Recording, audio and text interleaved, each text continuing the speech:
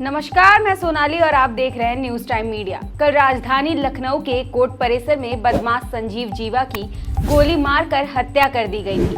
संजीव जीवा का शव आज जनपद शामली में पहुंचाया जाएगा और वहीं के गांव आदमपुर में जीवा का अंतिम संस्कार किया जाएगा।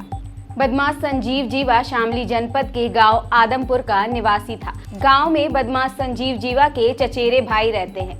हालांकि संजीव जीवा का परिवार मुजफ्फरनगर के नई मंडी में रहता है।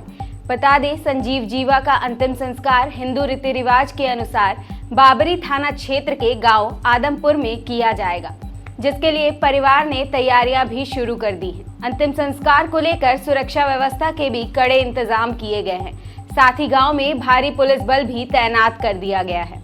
कल लखनऊ के कोर्ट में संजीव जीवा की गोली मारकर हत्या कर दी गई थी, जिसके बाद आरोपी ने तुरंत सरेंडर भी कर दिया था। कोर्ट परिसर में हुई हत्याकांड से प्रदेश में सनसनी फैल गई है और बदमाश संजीव जीवा के घर और गांव में भी सन्नाटा पसरा हुआ है। जनपद शामली से दीपक राठी की रिपोर्ट।